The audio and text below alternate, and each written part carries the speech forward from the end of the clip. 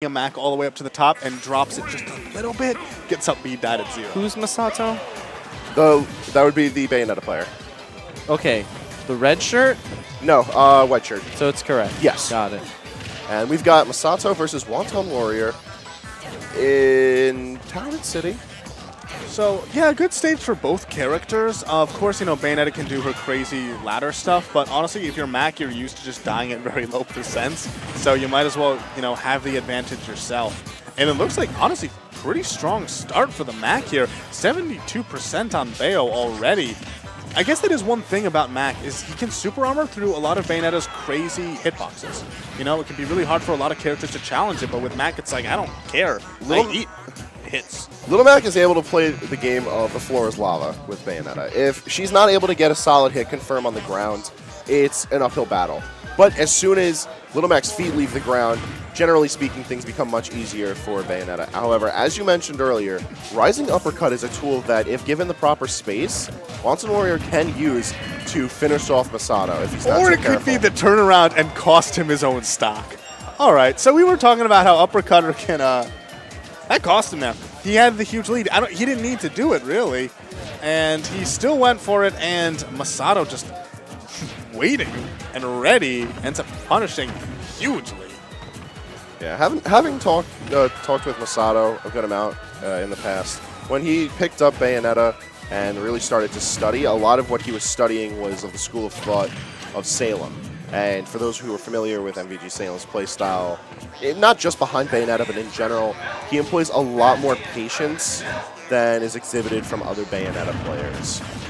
A lot of it is just waiting to punish and forcing the opponent to approach, which a lot of Bayonetta's tools are just strengthened by that style of play. She doesn't particularly have good approach options, and the few that she does are, as I mentioned, few, but also very readable.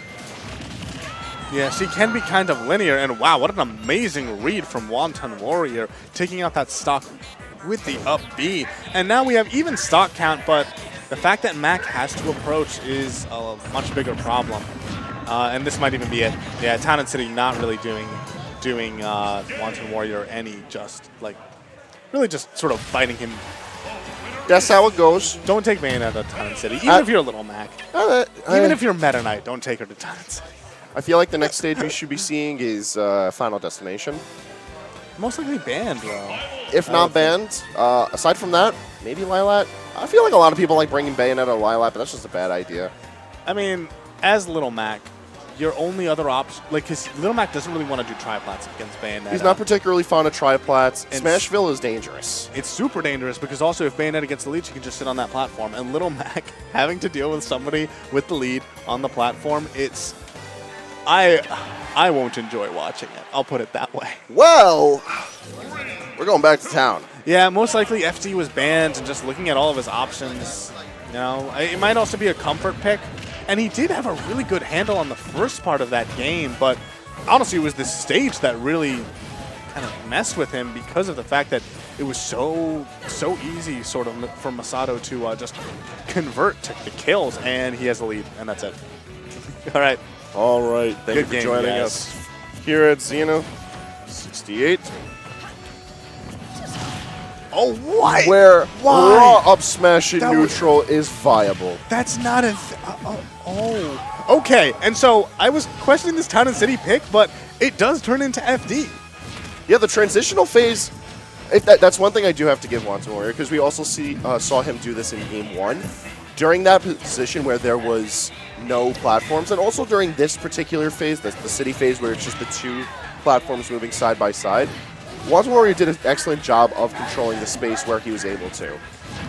However, it's how well he can maintain that space, because once he gets opened up, this is Little Mac we're talking about. Yeah, that's the thing. You cannot land on Little Mac. Little Mac has probably the best landing traps in the game just because of the super armor that he has. Oh, that should be it. Yep. Would he have lived on another stage? Not at those percentages. No. I don't know how it works. I guess, yeah. They're going to have to retire that boxer. Yeah, and that was actually really smart from Masato. I think that was the first witch time we saw all set. And the one time he uses it, it works. But WontonWarrior turning it around so quickly already.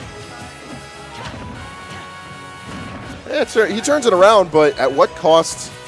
Now Masato running with a good amount of the momentum in the set.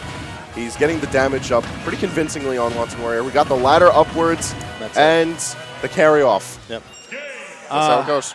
Town and City probably... Honestly, I understand why WontonWarrior wanted it, because for when it did work for him, it showcased well.